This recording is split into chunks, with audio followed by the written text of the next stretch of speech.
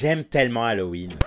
Putain, c'est ridicule. On est fin janvier et je sors un cartoon sur Halloween. Croyez-le ou non, ou plutôt croyez la photo sur mon Instagram qui le prouve. Mais j'ai commencé à bosser ce truc début octobre. Mais la vie a fait que j'ai galéré à le terminer, bordel. Entre les trucs que j'arrivais pas à faire et le temps monstrueux que j'ai perdu avec notamment les fêtes. Et ben voilà, on est fin janvier et je sors un putain de cartoon sur Halloween. Mais tu critiques pas, hein? C'est pas parce qu'on est en janvier qu'il y a pas le droit de sortir des cartoons sur Halloween. Alors on va bien te faire enculer. Halloween en janvier? Quelle super idée!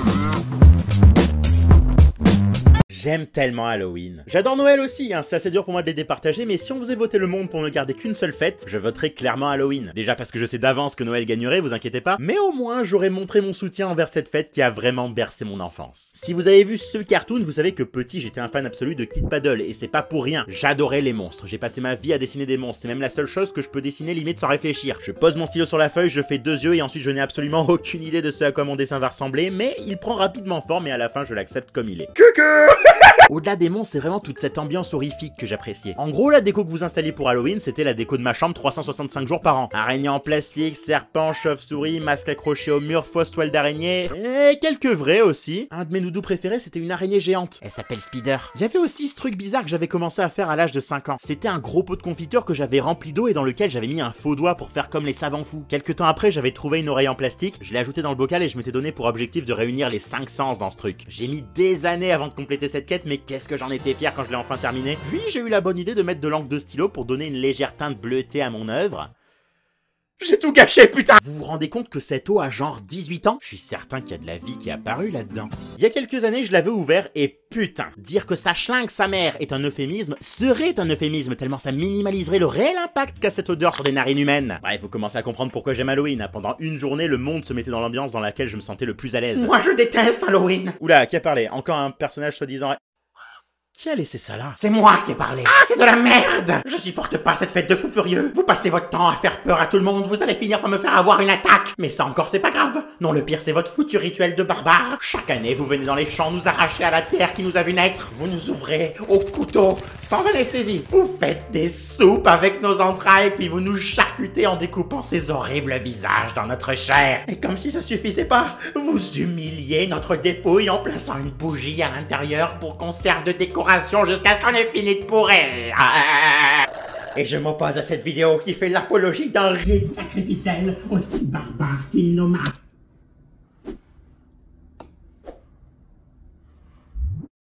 Waouh, qu'est-ce que c'était que ça? Si Halloween a une place aussi particulière dans mon cœur, je pense que c'est en partie à cause de mon prénom. Il se trouve qu'Halloween tombe pile poil le jour de ma propre fête et ce jour-là, ma mère m'offrit toujours un petit cadeau. On allait souvent dans un cash express et je prenais un jeu Game Boy d'occasion à 5 €. Alors certains diront, waouh, trop la chance. D'autres diront que c'est pas grand-chose. Moi en fait, c'est surtout le côté symbolique que j'aimais. C'était comme un mini second anniversaire ou un pré-Noël. Petit fait intéressant, vous savez peut-être que je suis né le 17 juillet. Mais il paraît que j'étais prévu pour le 31 juillet. Alors ça signifie deux choses. Déjà que je suis un putain de prématuré, mais surtout j'ai fait le calcul et ça veut dire que j'ai été conçu, on va dire, le jour d'Halloween. Toutes les personnes nées autour du 31 juillet peuvent maintenant se poser des questions sur le genre de soirée d'Halloween qu'on faisait dans les années 90, début 2000.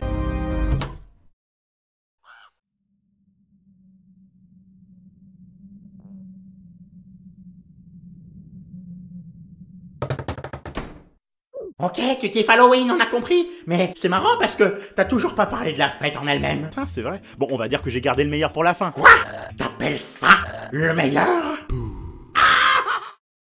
Ok, je trouve que la phrase « un bonbon ou un sort » reflète parfaitement l'esprit du moment car pour moi, il y a deux façons de fêter Halloween. Le Halloween classique. On invite ses potes à la maison, on se déguise et on sort sonner à toutes les portes pour récolter le plus de bonbons possible. J'espère que ça se fait encore aujourd'hui. Quand j'étais gamin, c'était fou le nombre de gens qui jouaient le jeu dans mon quartier. On revenait avec tellement de bonbons que même en divisant équitablement pour tout le groupe, on en avait pour des semaines. Et puis contrairement aux autres fêtes où tu reçois des choses, cette fois t'as le sentiment de les avoir mérités tes putains de bonbons. T'es sorti sonner chez tout le monde, t'as marché pendant des heures, tu t'es déguisé. D'ailleurs aujourd'hui je déteste ça me déguiser, mais quand j'étais gamin je kiffais ma race et une année j'avais mis un costume qui était censé représenter la grande faucheuse. Censé représenter, parce qu'en réalité il ressemblait à ça.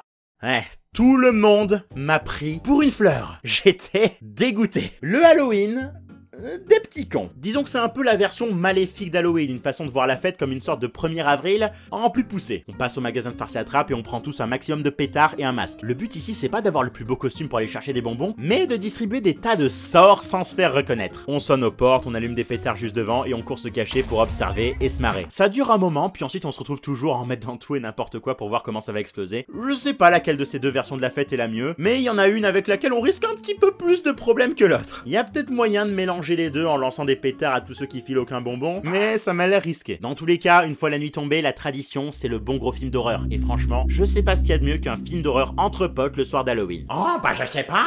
Ou si peut-être quasiment tout. C'est fou qu'une citrouille déteste autant cette fête. Ah bah peut-être que si tu m'avais écouté quand je parlais du génocide de mon peuple, tu trouverais ça un peu moins fou. Et comment ça se fait que toi tu peux genre parler et bouger? J'en sais rien, c'est une véritable malédiction. Quand j'en ai pris conscience, j'ai aussi compris que je pourrais survivre à ma mutilation. Mais à quel prix?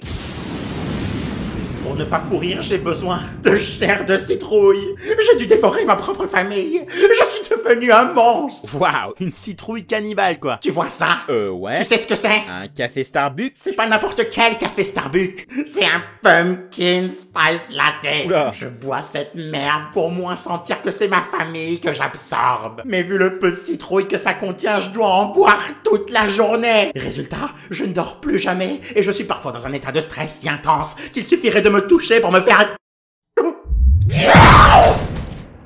Bref, voilà pourquoi dans la liste de mes fêtes préférées, Halloween est peut-être très légèrement devant Noël, mais là j'avoue que c'est vraiment la nostalgie qui parle parce que mine de rien, en grandissant tu peux plus aller sonner aux portes, demander des bonbons, enfin t'aurais juste l'air hyper chelou quoi, moi tu fais ça j'appelle les flics. Du coup Noël repasserait devant? Ah, c'est pour ça que j'adore l'étrange Noël de Monsieur Jack. Les deux fêtes sont réunies dans un même film et j'arrête de me poser des questions.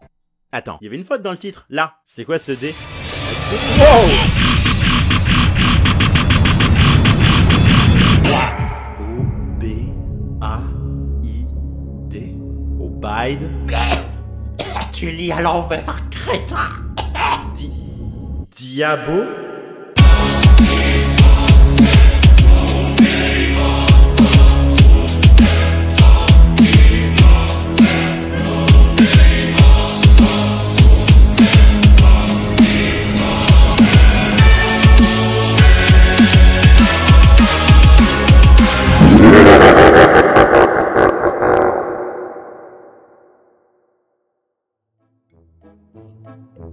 Merci à tous d'avoir patienté pour regarder ce cartoon, j'espère vraiment qu'il vous a plu, peut-être même intrigué. Comme vous avez pu le remarquer, je possède un magnifique nouveau t-shirt. C'est parce que j'ai fait un nouveau t-shirt, oui. Attention, vous ne pourrez vous le procurer que pendant les 10 jours qui suivront la sortie de cette vidéo. Il est disponible dans toutes les couleurs et même en pull dans toutes les couleurs également. Mais ce n'est pas tout, il y a également un autre t-shirt qui s'ajoute cette fois-ci à la boutique de manière Définitive. et il s'agit du t-shirt clown. On récapitule, pull clown, toujours, pull neige, 10 jours seulement à compter de maintenant. Voilà, je vois pas pourquoi on pourrait pas porter un pull censé sortir Halloween en février. Non mais oh. D'ailleurs par rapport à ça, vu que je savais que j'étais censé sortir des nouveaux t-shirts en novembre, mais que le cartoon il était pas fini, j'ai pris du retard pour vous en faire cadeau sur Tipeee, donc je le fais maintenant. Donc voilà, j'en tire un au sort parmi les tipeurs de novembre, un autre parmi les tipeurs de décembre. Allez, encore un autre, je suis de bonne humeur. Donc voilà, Mathieu, The Gigi et Lolita, allez checker vos mails tout de suite. Vous avez gagné l'objet de votre choix. Ensuite, que dire, pouce bleu. Ah oui aussi, il y a un truc dont il fallait que je vous parle. Ça va sonner hyper faux, mais c'est totalement vrai. Il y a beaucoup de personnes qui m'ont demandé d'ouvrir un Utip. Pourquoi j'ouvrais pas un Utip? La raison à ça, c'est qu'en fait, j'ai grave la flemme.